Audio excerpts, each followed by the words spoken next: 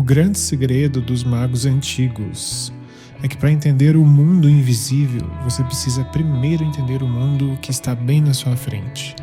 Terra, tempo, ciclos, política, colheita. É aí que começa a verdadeira astrologia. Eu me chamo Gabriel, sou astrólogo tradicional, também estudo ciências da religião e hoje a gente vai mergulhar nesses segredos astrológicos dos magos de Hermes Trismegistus. Figuras que eram bastante misteriosas, tinham conhecimentos muito ocultos, mas o que será que eles sabiam e eles guardavam tão fortemente as 7 chaves? Nesse vídeo você vai ver como esses saberes eram usados não só para falar com deuses, mas para resolver problemas reais, de guerras até problemas de amor.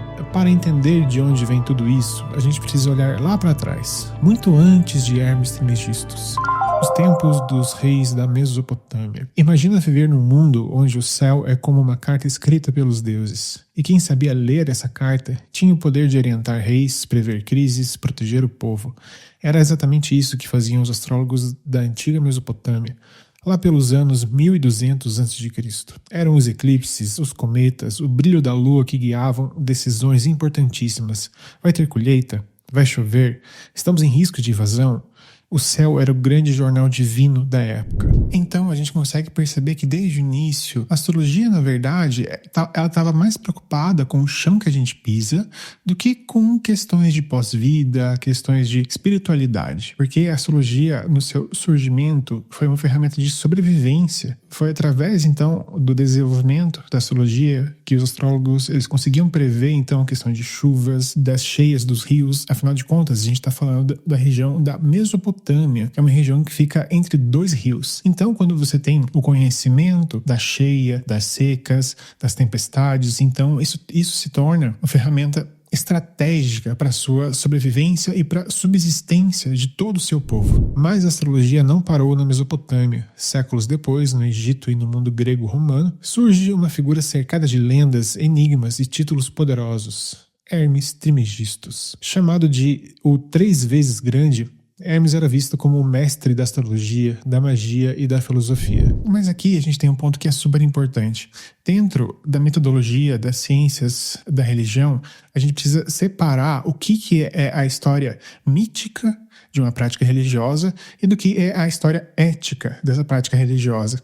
A prática mítica, ela pode remontar a quando ela quiser, ela pode citar outras figuras históricas, né, para legitimar então as suas práticas e as suas crenças. E por outro lado, quando a gente pensa na história ética desse movimento religioso e tal, a gente precisa se ancorar em fatos históricos, em dados empíricos. E no caso de Hermes Trismegistus, a gente tem muitos autores ali desse período que colocavam a autoria de Hermes Trismegistus nos seus escritos para dar então essa legitimidade para aquilo que a pessoa estava escrevendo. Um desses textos é o Liber Hermetis, um livro cheio de fragmentos astrológicos e ensinamentos atribuídos a Hermes, que segundo alguns estudiosos como Robert Zoller e David Pingree, sugere ainda que a tribo persa dos magos, que se estabeleceram na Síria e na Ásia Menor durante o período Aquamênida, compartilham a responsabilidade com Berossos e seus seguidores,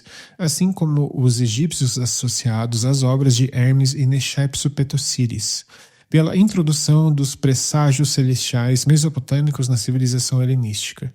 Esse grupo de caldeus helenísticos, egípcios e gregos e sírios ou assírios é precisamente a equipe responsável pela criação da astrologia como a conhecemos. Mas o que esses magos realmente faziam com esse conhecimento?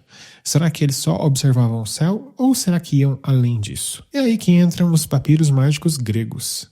Registros fascinantes que mostram a astrologia sendo usada em rituais, encantamentos e práticas mágicas bem diretas, inclusive para resolver problemas muito terrenos. Agora que a gente já conhece um pouco dos magos astrólogos de Hermes Trismegistus, vem a pergunta que muita gente faz. O que exatamente esses iniciados faziam com esse conhecimento? Eles não ficavam só olhando para o céu, anotando planetas. Eles atuavam, realizavam rituais, invocações, feitiços. E tudo isso está registrado no que chamamos de papiros mágicos gregos. Uma coleção impressionante de textos com rituais mágicos usados entre o século II a.C. e o século V d.C. Nessa grande coleção de registros de rituais, feitiços e operações mágicas, há a necessidade de realizar certas operações durante a passagem da Lua por determinados signos e em determinada fase. Como, por exemplo, no seguinte trecho em que é dito que a lua e virgem, qualquer coisa pode ser obtida. Realize divinação com água como desejar. Em Câncer, realize o encantamento de reconciliação.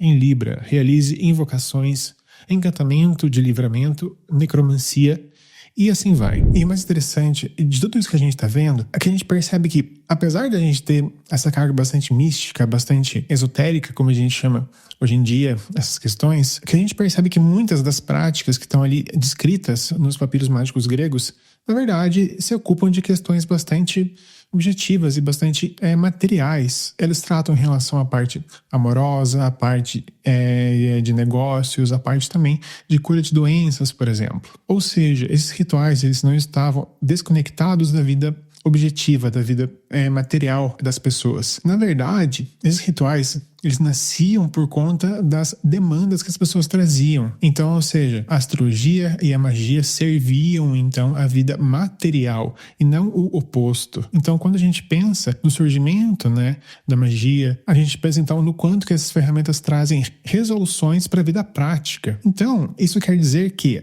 dentro dos nossos registros históricos, né, a astrologia e a magia, elas atendem muito mais a demandas materiais do que demandas espirituais. Veja só que interessante, né? Mas é claro que dentro das práticas astrológicas, nós temos técnicas que a gente consegue observar também qual tipo de caminho religioso ou caminho místico é mais apropriado para um nativo, para uma pessoa. Isso também que a gente consegue ver dentro de uma leitura de mapa astral. Mas não é o principal ponto, é um dos pontos que a gente pode abordar em uma leitura. E aí, quando nós olhamos para toda essa tradição que vem de 5.000 anos, no mínimo, né, que a gente consegue ver ali, né, através dos registros históricos, a gente percebe que a astrologia, ela não é só sobre a gente prever o futuro. Ela é uma ferramenta que auxilia a nossa compreensão da realidade. Quando a gente, então, se imune de informações, a gente consegue fazer escolhas de modo mais consciente e também atravessar períodos de crise também com a certeza de que esses momentos eles vão passar e eles não vão durar para sempre. E aí, olha que legal, né? Mesmo, né, por todo esse período histórico que a gente passou, dos últimos 2.000 anos aí, a astrologia, ela continua viva, ela continua pulsante e ela continua funcionando. Todo esse conhecimento, hoje, ele está disponível para a gente conseguir acessar e para a gente conseguir trabalhar a dúvida que você tem aí dentro de você. Olha que legal. Então, ou seja, as perguntas que você tem sobre será que eu vou casar um dia? Será que eu vou ter filhos? Será que eu vou dar certo no meu trabalho? Essas perguntas ainda podem ser respondidas da mesma maneira como eram respondidas lá para as pessoas de 2.000 anos atrás, 3.000 anos atrás. Isso é muito interessante de ver. E aí, se você sente que você está em um momento desse, eu posso te auxiliar nesse processo através, então, de uma leitura de mapa astrológico. Então, se você sente que você está em um momento de dúvida, em um momento de transição, eu acho que vale a pena você pensar, você cogitar a hipótese de fazer uma leitura de mapa astral. Eu tô com minha agenda aberta, as informações estão aqui no link da descrição aqui embaixo. Se você quiser me chamar lá no WhatsApp, meus dados também estão aqui embaixo. E também me seguir lá no Instagram. Beleza, gente? Gratidão, falou, até o próximo vídeo e até mais.